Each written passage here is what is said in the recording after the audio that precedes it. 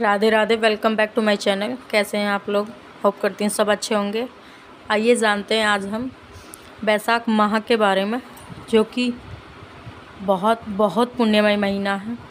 समस्त पापों का नाश करने वाला और लोक और परलोक में समस्त सुख प्रदान करने वाला बहुत पावनमय महीना है। और जैसे कि सभी जानते हैं कि अभी हमारा नववर्ष शुरू हुआ है हमारे हिंदी कैलेंडर के अनुसार। तो हमारे जब नववर्ष शुरू होता है तो उसके बाद हमारे हिंदी पंचांग के अनुसार, हिंदी कैलेंडर के अनुसार हमारे त्यौहार स्टार्ट हो जाते हैं धीरे धीरे। हमारे सनातन धर्म में वैसे भी हर महीने की अपनी एक अलग ही पहचान है, एक अलग ही महिमा है। लेकिन जो साल में 3 महीने जो भगवान को सबसे अति प्रिय हैं, जिसमें कि सबसे पहला महीना है कार्तिक, जो भगवान का दामोदर नाम से आता है, यानी कि जिसे भगवान ने अपना नाम दिया है दामोदर नाम। ये भगवान को बहुत प्रिय है। फिर दूसरा महीना आता है माह का। ये भगवान को उससे भी अति प्रिय है कि माघ महीना भगवान को कार्तिक से भी अति प्रिय है। तो भगवान ने उसको स्वयं अपना ही नाम दे दिया माघ महीने को, यानी कि उसमें भगवान स्वयं ही आते हैं और भगवान की ही महिमा है। अब वर्णन करते हैं बैसाख महीने की। बैसाख महीने जो भगवान को 108 नामों में अपना सबसे प्रिय नाम है वो है माधव। तो भगवान ने बैसाख माह को अपना माधव नाम दिया है, यानी कि ये भगवान को कार्तिक से भी और माघ महीने से भी ज़्यादा, कई गुना ज़्यादा अति प्रिय है। लेकिन आपने ज़्यादातर देखा होगा और सुना भी ज़्यादातर जाता है कि जो सब में वर्णन आता है या सब में ज़्यादातर सब व्रत करते हैं या सब ज़्यादातर फॉलो करते हैं, वो किसको करते हैं? या तो कार्तिक महीने को या फिर माघ महीने को। सब ज़्यादातर उसी को जानते हैं, लेकिन बैसाख महीने को नहीं जानते। तो उसकी भी एक कथा है जो बहुत पावनमयी है, जिसमें स्वयं भगवान स्वयं इसका वर्णन कर रहे हैं कि एक बार क्या होता है कि यमराज भगवान के पास गए और उनसे विनती याचना करने लगे कि हे प्रभु, आपके इतने पावनमय महीना है, लेकिन जो भक्त एक बार भी पूरे जीवन में बैसाख माह का स्नान, जप, ध्यान, तप जो भी कुछ कर लेता है इस महीने में, तो उसकी मतलब कोई गिनती नहीं की जा सकती उसके पुण्य की। इतना पुण्य है इस महीने का। तो प्रभु ज़्यादातर सब लोग करते हैं, तो मेरे पास तो कोई आएगा नहीं, तो कुछ हम पे भी कृपा करो। तो भगवान ने कही नहीं, ऐसा कुछ नहीं है, ये मुझे सबसे प्रिय है, और जो इसमें दान पूजा पाठ करते हैं वो मुझे अपने आप से भी प्रिय हैं, तो मैं ऐसा नहीं कर सकता। लेकिन फिर यमराज जी ने फिर याचना प्रार्थना की कि प्रभु ऐसा मत करो, हमारी तो बिल्कुल ही वो हो जाएगी, हम पे भी कुछ कृपा करो। तो भगवान ने उन्हें एक वरदान दिया कि ठीक है, जैसे जैसे कलयुग आएगा ना, वैसे वैसे बैसाख की महिमा लुप्त होती चली जाएगी, यानी कि लोग इस चीज़ को भूलते चले जाएंगे। इसमें जो इसकी इतनी बड़ी महिमा, जैसे कि हम इसमें महीने में दान करते हैं, उसकी बहुत महिमा। कोई पूजा, कोई पाठ, कोई स्नान, कोई नदी में स्नान, किस भी करते हैं उसका बहुत पुण्य मिलता, बहुत। तो जितना जिस पे हो सके वो अवश्य करें, क्योंकि हर महीने की बहुत बड़ी महिमा, और ख़ासकर बैसाख महीने की तो बहुत ही ज़्यादा है। क्योंकि इसमें एक प्लस पॉइंट ये है कि कार्तिक महीने में भी थोड़ी सर्दी स्टार्ट हो जाती है, और माघ के महीने में तो प्रॉपर सर्दी होती ही है। तो उस दौरान ज़्यादातर भक्त या ज़्यादातर कुछ लोग ऐसे होते हैं जो नहीं नहाते, सुबह स्नान नहीं कर पाते। तो लेकिन बैसाख महीने में ऐसा नहीं है। बैसाख महीने में तो एक बहुत अच्छा मौसम होता है, और बल्कि गर्मी ही होती है। तो इसमें सुबह ब्रह्म मुहूर्त में नहाने का भी बहुत अच्छा अवसर है। ज़रूर स्नान करें, तप करें, ध्यान करें, जप करें, नाम जप करें। और इसमें कुछ चीज़ों का विशेष ध्यान रखें, जैसे कि इसमें दान की महिमा बहुत बड़ी है। और ये महीना जो स्टार्ट हो रहा है वो हो रहा है 12 यानी कि 12 अप्रैल से, यानी कि पूर्णिमा से ही।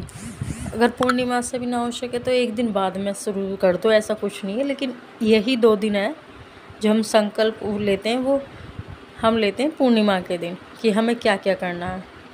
लेकिन इसमें हम भूल चूक भी करते हैं, जैसे भी जितना भी हो सके हमें ज़रूर करना चाहिए, ऐसा कुछ नहीं है। जितना भी होगा, जैसा भी होगा, ज़रूर करें। तो इसमें कुछ चीज़ों का विशेष ध्यान रखें, जैसे कि भगवान जो आपके पास शालिग्राम भगवान की बहुत बड़ी महिमा, और भगवान को शालिग्राम भगवान को तुलसी जल ज़रूर चढ़ाएं। जो आपके पास लड्डू गोपाल हो, राधा कृष्ण की मूर्ति हो, उनको पंचम चीज़ों से स्नान ज़रूर कराएं। स्नान कराने का बहुत बड़ा महत्व है इसमें। और तुलसी दल से पूजा करें, तुलसी महारानी के आगे दीपदान ज़रूर करें, नाम जप ज़रूर करें। ना भी करते हो तो लेकिन अब से स्टार्ट करें, इस महीने में ज़रूर करें। किसी एक चीज़ का, यानी कि किसी एक वेद को, शास्त्र को ज़रूर पढ़ें, चाहे श्रीमद् भागवत हो, चाहे श्रीमद् गीता हो, चाहे रामायण जी हो, किसी एक का ज़रूर अध्याय करें, ज़रूर ज़रूर। और दूसरा, एक श्री गोपाल सहस्त्र नाम का पाठ ज़रूर करें, श्री विष्णु सहस्त्र नाम का पाठ ज़रूर करें। किसी एक ना एक चीज़ का ज़रूर करें। और इसमें जैसे कि दान की महिमा बहुत बड़ी है, तो दान में सबसे बड़ा दान इसमें जल का दान माना जाता है। जल दान ज़रूर करें। किसी को चप्पल का दान ज़रूर करें, पादुकाओं का।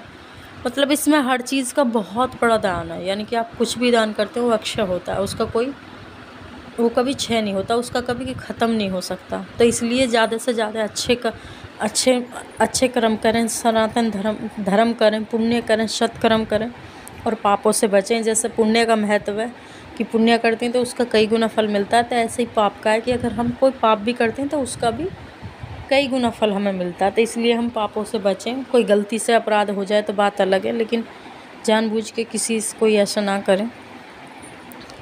और कुछ बातों का विशेष ध्यान रखें, जैसे कि इसमें सूर्य भगवान को अर्घ्य ज़रूर दें सुबह उठ के, तुलसी महारानी को जल ज़रूर दें सुबह उठ के, स्नान से ब्रह्म मुहूर्त में नहाएं, यमुना जी में स्नान ज़रूर करें। जो यमुना जी होगी, गंगा जी होगी या कोई भी नदी होगी, इसमें स्नान का जो भी हम पर हो सके वो अवश्य करें, क्योंकि ये महीना एक अपने आप में बहुत पावन महीना है। और जैसे कि इसका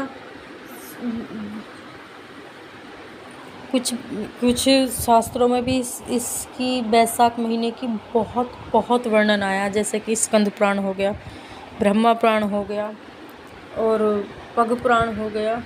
तो इनमें भी इस महीने की बहुत बड़ी महिमा है। और आप इसमें कथा सुनोगे इसकी, तो उसमें सब चीज़ों का वर्णन स्वयं भगवान कर रहे हैं अपने मुख से कि इस वैशाख महीने की कितनी बड़ी महिमा है। इसमें अगर छाछ का दान करते हैं तो वो भी बहुत बड़ा माना जाता है। और पेड़ का दान करें, तुलसी सींचें, तुलसी लगाएं, पेड़ लगाएं, जितना हो सके, जितना जैसा हो सके वो ज़रूर करें। लेकिन उसके साथ साथ अगर हम पुण्य करें तो उसके साथ साथ हमें कुछ चीज़ों पर ध्यान देना चाहिए। जैसे हमें इस महीने में जब हम करते हैं, कोई हम पूजा पाठ करते हैं, कोई संकल्प लेते हैं, तो उसमें हमें अनियन गार्लिक नहीं खानी चाहिए, यानी कि प्याज लहसुन का त्याग करना चाहिए। मसूर की दाल होगी उसका त्याग करना चाहिए। और ये ख़ास चीज़ें जो हमें त्याग करना चाहिए। सात्विक भोजन करना चाहिए। नॉनवेज तो खैर कोई मतलब ही नहीं है। तो कुछ चीज़ों पर विशेष ध्यान दें। और देखो, थोड़ा भी करते हैं जब भी कहीं जाके भगवान की कृपा ज़रूर होती है, क्योंकि भगवान बहुत करुणामयी है। जो कुछ मिलता है वो सब हमारे पुण्य का, सत्कर्म का ही फल मिलता है। तो ज़रूर करें, क्योंकि एक तो समय ऐसा आ गया कि इसमें हम थोड़ा भी करते हैं तो उसका भी कई गुना फल मिलता है। तो इसलिए सबके पास बहुत थोड़ा समय है, इसमें रहते हुए ज़रूर जितना हो सके ज़रूर सत्कर्म करें, पुण्य करें। भगवान तो हमें बार मौका दे रहे हैं, लेकिन हम पर थोड़ा भी बने तो उसको हमें ज़रूर करना चाहिए, जितना हो सके, जैसा हो सके। क्योंकि ये एक ऐसा महीना है कि इसमें हम जो भी कोई दान धर्म सत्कर्म, जो भी कोई पुण्य पाठ करते हैं, उसका हमें लोक में और परलोक में दोनों जगह फल मिलता है। यानी कि हमें यहाँ इस लोक में रहते हुए भी उसका फल मिलता है, परलोक में भी। और दूसरा कहते हैं कि जो इस महीने में पूजा पाठ सब चीज़ करता है, यानी कि सुबह स्नान करता है या किसी चीज़ का संकल्प लेते हैं, जो भी कोई करते हैं, कहते हैं कि उसके पूर्वज जो पीछे है और जो आगे आने वाले हैं, वो कभी नरक में नहीं जाते, और नरक में भी हो तो उनको भी मोक्ष की प्राप्ति होती है। इतनी बड़ी महिमा इस महीने की है। और आप जितना आगे देखोगे दान की महिमा, आगे आगे भी वीडियो लेके आते रहेंगे कि इसकी कितनी बड़ी महिमा, क्या क्या दान की महिमा, हमें क्या क्या दान करना चाहिए, हमें क्या क्या चीज़ों का पालन करना चाहिए, और बहुत बातें, बहुत सी चीज़ें, लेकिन आगे भी वीडियो लेके आएंगे। लेकिन कुछ खास बातें जो हमने अभी इस वीडियो में की हैं आपसे, इन चीज़ों का संकल्प लें, ज़रूर करें। और बस बैसाख माह का प्रारंभ होने वाला है, उसका पालन करें अच्छे से। अब अगली वीडियो लेके आएंगे। राधे राधे।